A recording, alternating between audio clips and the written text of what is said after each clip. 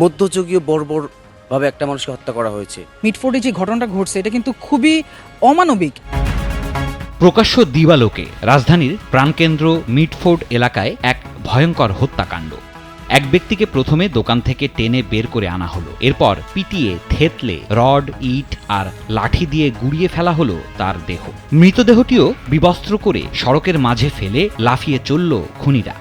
এই মানুষটির নাম লালচাঁদ ওরফে সোহাগ, বয়স মাত্র ৩৯, পুরান ঢাকার রজনী বোস লেনের বাসিন্দা। তাকে নিয়ে প্রশ্ন এখন একটাই, লালচাঁদ কি ছিলেন শুধুই একজন ভাঙাড়ির ব্যবসায়ী, নাকি রাজনীতির ছায়ায় গড়ে ওঠা এক ছায়া সাম্রাজ্যের মালিক?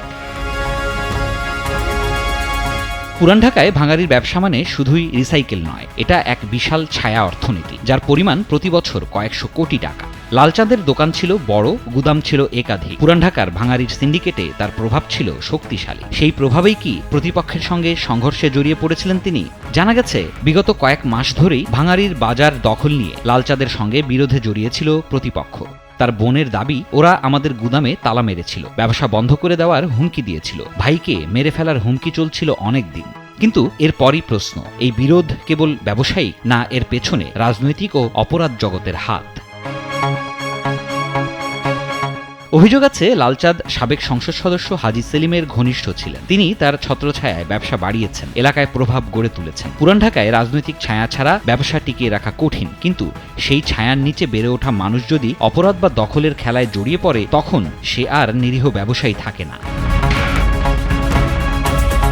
তদন্তে উঠে এসেছে এই হত্যাকাণ্ড পূর্ব পরিকল্পিত ছিল। একদল অস্ত্রধারী যুবক সোজা লালচাঁদের দোকানে ঢুকে পড়ে, তাকে টেনে বের করে নিয়ে যায়, এরপর হামলা, যেখানে শুধু শরীর নয়, মৃত্যুর পর মর্যাদাকেও লাঞ্ছিত করা হয়। এজাহারে নাম এসেছে ১৯ জনের, অজ্ঞাত আরও ২০ থেকে ২৫ জন। গ্রেপ্তারদের মধ্যে অনেকেই যুবদল, ছাত্রদল, স্বেচ্ছাসেবক দলের নেতাকর্মী। গ্রেপ্তার হওয়া তারেক রহমান ওরফে রবিনের কাছ থেকে উদ্ধার হয়েছে বিদেশি পিস্তল। আরেকজন মাহমুদুল হাসান মহিন স্থানীয়ভাবে প্রভাবশালী। এইসব অপরাধীরা কিভাবে রাজনৈতিক দলের সদস্য হয়ে উঠেছিল? প্রশ্ন উঠছে, রাজনীতি কি আজকাল অস্ত্রধারীদের নিরাপদ আশ্রয় হয়ে গেছে? দলগুলো বিচ্ছিন্ন নয়। ঘটনার পরপরই যুবদল, ছাত্রদল, স্বেচ্ছাসেবক দল একে একে জড়িতদের বহিষ্কার করে, যেন দায়সারা একটা ক্লিন ইমেজ দাঁড় করাতে চায় তারা। কিন্তু প্রশ্ন থেকেই যায়, অপকর্ম করার আগেই কেন ব্যবস্থা নেওয়া হয় না? এই খুন আমাদের সামনে আনলো এক নির্মম বাস্তবতা। ভাঙাড়ির মতো একটি সাধারণ ব্যবসার মধ্যেও থাকে দখলদারিত্ব, সন্ত্রাস ও অস্ত্রের দাপট। রাজনীতির ছায়া যেন এক ধরনের অনুগ্রহের লাইসেন্স, যার মাধ্যমে অপরাধীরা সাহস পায়। লালচাঁদ নিহত হয়েছেন বর্বর নিষ্ঠুর কায়দায়, কিন্তু তিনিও কি ছিলেন সম্পূর্ণ নির্দোষ, নাকি এটাই রাজনীতির আশ্রয়ে বেড়ে ওঠা সেই ছায়া সম্রাটদের পরিণতি, যাদের অস্ত্র দিয়ে প্রতিপক্ষ দমন আর ক্ষমতা দখলের খেয়ালই ছিল মূল চালিকা? ভাইয়া দেখেন, যে ঘটনা হয়েছে, প্রথমত এটা খুবই অমানবিক একটা খারাপ দিক। বাংলাদেশে কিন্তু এরকম কখনো হয় নাই আমার জানা মতে। আমার বাবা কিন্তু পলিটিক্স বিষয়ে অনেক জানেন, তো আমার বাবাও বলে যে এগুলো আমি তার বয়সে সে কখনো কিন্তু এগুলো দেখে নাই। তো এখন যে মিটফোর্ডে যে ঘটনাটা ঘটছে এটা কিন্তু খুবই অমানবিক। আপনি এখানে কিন্তু অন্তর্বর্তী সরকারের দায় আছে। অনেকে বলতেছে যে ব্যবসায়িক কারণে হয়েছে। ভাই, ব্যবসায়িক কারণ হয়েছে কি, তাতে কি হয়েছে? এর জন্য কি আমি একটা মানুষকে এইভাবে মারবো? গার্ডিয়ানহীন হোক বা ব্যবসায়িক হোক, যেটাই হোক, এটা করছে, এটা খারাপ।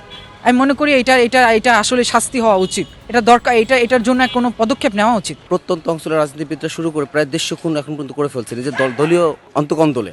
সেই জায়গা থেকে আমি মনে করি সেটা রাজনৈতিক রিজন থাকুক বা না থাকুক, এই যে হত্যাকাণ্ডটা হয়েছে, যে মধ্যযুগীয় বর্বরভাবে একটা মানুষকে হত্যা করা হয়েছে, এই বিচারটা নিশ্চিত হোক, এটা আমাদের সকলের দাবি।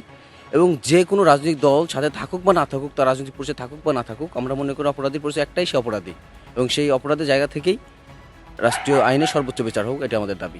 যে সমাজে একজন ভাঙাড়ি ব্যবসায়ীও হয়ে ওঠেন অস্ত্রধারী রাজনৈতিক বাহিনীর নিয়ন্ত্রক, সে সমাজ কি অদ্য নিরাপদ? লালচাঁদ নিহত হয়েছেন এক নিষ্ঠুর হত্যাকাণ্ড, কিন্তু এই মৃত্যু আরও বড় এক অন্ধকারকে সামনে এনে দিয়েছে। পুরান ঢাকার ব্যবসায় রাজনীতি, রাজনীতির নামে সন্ত্রাস, আর সেই সন্ত্রাসের ছায়ায় গড়ে ওঠা এক একজন ব্যবসায়ী সাম্রাজ্য। এই নির্মম হত্যাকাণ্ডের বিচারের দাবিতে আজ দেশ সোচ্চার, কিন্তু এমন হত্যাকাণ্ডের পেছনে যে ব্যবসায়িক অনৈতিক প্রভাব বিস্তারের রাজনৈতিক খেলা, তা বন্ধ হবে কি?